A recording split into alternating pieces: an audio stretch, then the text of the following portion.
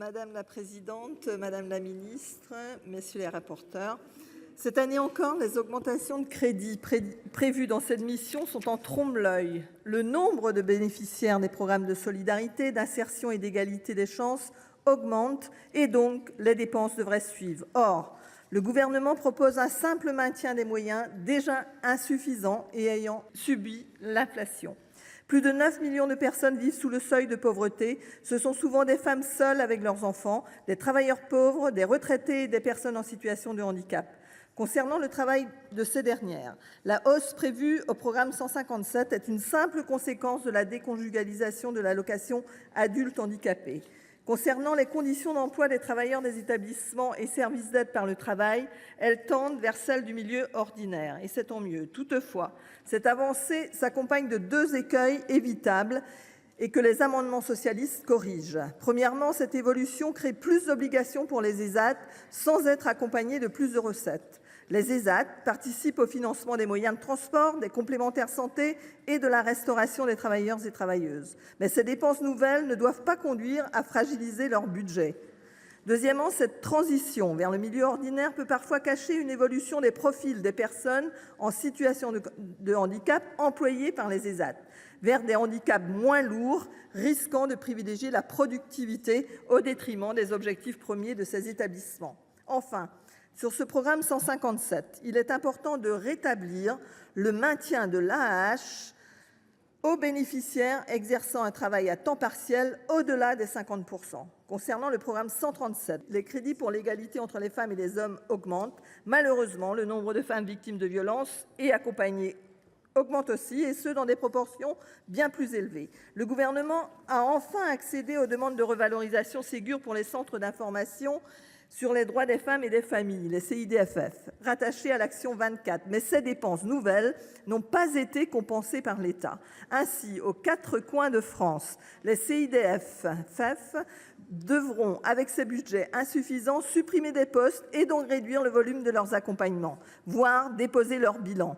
10 000 personnes, dont 2 500 victimes de violences, sont concernées en Bretagne. La presse de Bretagne et des Côtes-d'Armor titre ce jour « Droits des femmes, 4 centres bretons en péril, donc aidons-les ».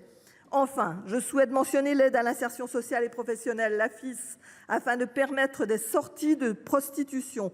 Proposer 343,20 € mensuels comme revenu alternatif est inefficace. Nous demandons que cette AFIS soit portée au minima au niveau du RSA. Pour conclure, je vous appelle à faire mieux pour lutter contre la précarité et pour enfin rétablir la fraternité dans notre pays. Sous réserve du vote de nos amendements, pour accompagner nos associations qui elles-mêmes accompagnent les plus fragiles, nous ne voterons pas le budget de cette mission. Madame la présidente, madame la ministre, mes chers collègues, alors que nous célébrons cette année les 20 ans et 50 ans de loi en faveur du handicap, cette mission budgétaire solidarité, insertion et égalité des chances porte en elle de nombreux sujets de première ligne dans les préoccupations des Français. Et non des moindres, se nourrir, manger, évidemment, et protéger les plus vulnérables et celles et ceux qui les accompagnent. Je m'attarderai sur le programme 304, l'aide alimentaire d'abord. Insécurité alimentaire et aggravation de la précarité alimentaire en France, c'est une réalité. Avec 2,4 millions de personnes concernées, la Fédération des banques alimentaires constate une hausse de 20% de ses bénéficiaires. Auparavant, une personne sur 3 reconnaissait devoir se restreindre dans ses besoins alimentaires. Aujourd'hui, c'est 1 sur 2.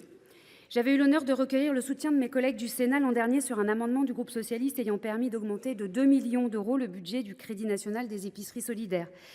Nous nous félicitons que cette hausse ait été pérennisée. Cela étant, nous devons, lors d'un budget, non pas nous satisfaire d'hier, mais nous projeter sur demain et tracer des trajectoires. Le constat est sans appel. Parmi celles et ceux qui viennent solliciter de l'aide alimentaire, on constate une hausse préoccupante des actifs, y compris en CDI, et des très très jeunes, on peut dire même des bébés. Plus de 15% d'augmentation depuis 2022 des 0-3 ans. Il s'agit d'un signal plus qu'alarmant. La protection des enfants, justement, et des jeunes vulnérables. Je veux vous rappeler que le nombre d'enfants confiés à l'aide sociale à l'enfance a augmenté de près d'1/4 en 6 ans. Et pourtant, beaucoup ne sont encore pas protégés, des drames se succèdent.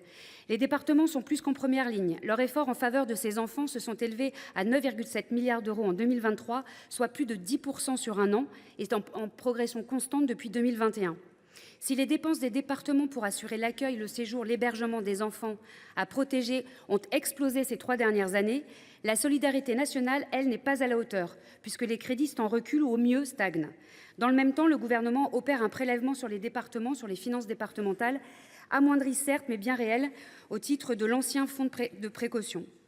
Concernant les jeunes majeurs de moins de 21 ans sortant de l'ASE, la compensation qui serait accordée par l'État à ces départements s'élève à 50 millions, soit le même montant en 2025 qu'en 2024, alors que les exécutifs départementaux soulignent l'augmentation de ces dépenses et que dans le même temps, les crédits dédiés à la stratégie nationale de protection de l'enfance sont en baisse de 14%. Il n'y a donc aucune nouvelle réjouissante pour ces enfants et pour celles et ceux qui les accompagnent. Ce n'est pas acceptable. Nous avons déposé un amendement visant à financer un plan d'urgence pour les pouponnières, l'urgence dans l'urgence. La commission d'enquête de nos collègues députés est catégorique. La situation est au-delà d'être alarmante, elle est catastrophique. Je rappelle la première phase de l'ordonnance de 45. Il est peu de problèmes aussi graves que ceux qui concernent la protection de l'enfance. La France n'est pas assez riche de ses enfants pour en négliger un seul. Je veux rappeler que le pessimiste voit dans toute opportunité une difficulté supplémentaire, quand l'optimiste voit dans toute difficulté une opportunité. Je veux faire le choix de l'optimisme. Faisons donc de cette difficulté budgétaire, car disons-le, le budget de cette mission n'est pas à la hauteur, une opportunité, celle de nous redire collectivement qu'il faut aller plus loin et ne pas fléchir.